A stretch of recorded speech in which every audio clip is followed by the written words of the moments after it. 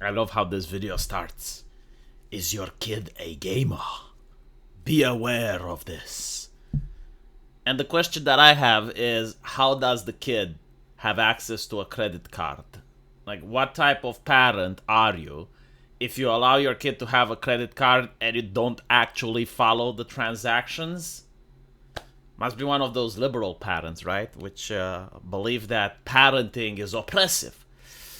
But all of this aside, of course, is done to protect children. Like, every single ban, every single restriction that we as adults need to endure, it is done to protect children. Because when you put it that way, if you don't want virtual currencies in video games to be restricted, then you are for harming children. Like, what is wrong with you? However, in this particular case, I actually do agree for once. So this initiative by Norway, which is going to be presented in front of the European Union, is actually going to tackle online virtual currencies. And these people recognize that there's two types of currencies, although they're not smart enough to figure out that it's a little bit more complicated. Usually they kind of mesh into one another. But the first type of currency is the one that can be earned by playing the game. So you're playing World of Warcraft and you're farming gold, and this is an economy created by Blizzard, and you can use it to trade with other players, you can use it to buy in-game items, and it's actually integrated within the game itself. And these people are saying they have no problem with this. Like, this one is fine. The one that they do have a problem with is the premium currency. And the reason that I don't care that the European Union may regulate against it is that I, as a customer, have absolutely nothing to gain from this type of currency.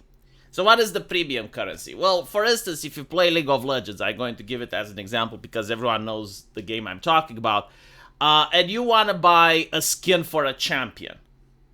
Now you whoop up your dad's credit card, and you realize, well, you can't actually just give money and buy the skin. No, you need to buy Riot points.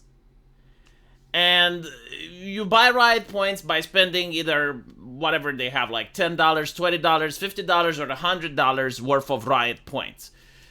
And once you got the points, then you can use them in order to buy the skin. So, like, why do they even have this middle step? Like, what is the purpose for it? Well, the purpose for it is to fuck the pay piggy. Is to fuck you, the customer. And it fucks you in two ways. The first one is for you to lose track of how much money you're spending. Because if you just have, like, Riot points in your account, like, sure, you can whoop up a calculator and figure out, like, how much a Riot point equals in dollars, but the problem is that most people, when they go spending, they just disassociate the actual value of the dollar from the Riot point. Why it's designed this way. Like, they had a team of psychologists to figure this out. The second problem is that you may buy a skin, and then you want to buy a second one, and you realize, oh, I'm missing 5 Riot points. But in order to get those 5 Riot points, you now need to purchase like 200 or 300 points because they come in bulk. So you're now spending more, and you always feel that remorse. You feel that sunken cost fallacy where you have like a couple of points there and you just can't reach the next product. And League of Legends is just an example. Now, almost every single company does it, whether it's quadruple A, whether it's triple A, whether it's a gacha game. Like, they all have, like, various currencies, like gems or platinum coins or some other shit. And this is what they're talking about. Like, they hate this model. And I gotta say, I hate it with a passion as well. Because the purpose of this model is not to help the customer. It doesn't improve your gaming experience in any way. And again, like, they're using resources and hiring psychologists in order to figure out how to milk you of cash. So if this system would go away and it would be like an honest system where it's like, okay, you want to buy a skin, $10, I would love that. Would be great. Now, the reason I was saying they didn't think it through is because while they're saying the in-game currency is fine, they don't realize that in a game like World of Warcraft, for instance, yes, like, you do play the game and you get gold coins, and they are required for you to buy additional items, and you can trade it with other players, but you can also use real money in order to get the coins. Whether it used to be like a Chinese farmer, but I think like now Blizzard has cracked down on that market because they want to sell the coins themselves. So even in video games where you do have the actual in-game currency, I do think like this legislation is going to crack down on it as well, because otherwise you will just create a loophole. Otherwise, all these companies are going to be like, oh, sure, okay, well, we're going to sell the skins now for real money, but you also need to have like this amount of in-game currency in order to be able to mix it up with the actual cash and, you know, buy the thing.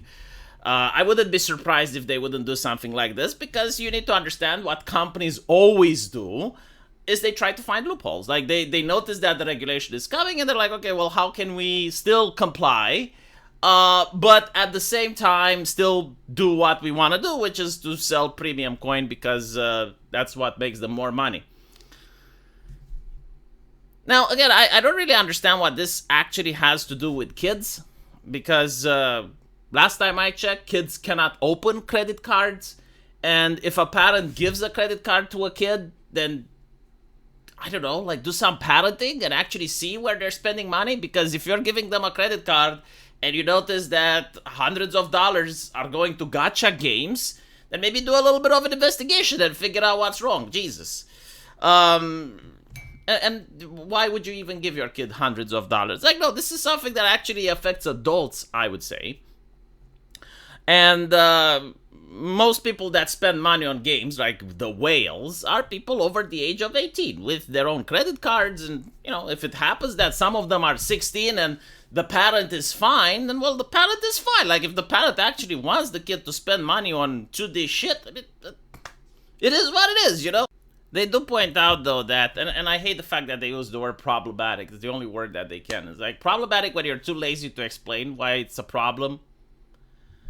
But they do point out that it brings no benefit to the consumer, and it applies to the video game industry. However, there are other digital services, such as social media platforms and streaming services, that offer a similar thing. And I think they're referring to Twitch, where you can buy bits and give it to a booby streamer, even if you're underage. So that would definitely be a problem. But yeah, no, I'm actually rarely excited that the government is looking into something, and loot boxes was one of the things that made me happy that they're looking into, because it was gambling. And again, they've managed to find the loophole by suggesting, well, it's actually not gambling because you still get something, right? So like, if you go into a casino and whenever you lose they give you a peanut, I suppose then that's not gambling according to the lawmakers. But in this situation, they're basically saying that, yeah, these virtual currencies offer absolutely no benefit whatsoever to the customer, and as such, they need to be looked into. Let me know what you guys think, and as usual, I will see you in the comment section. Take care.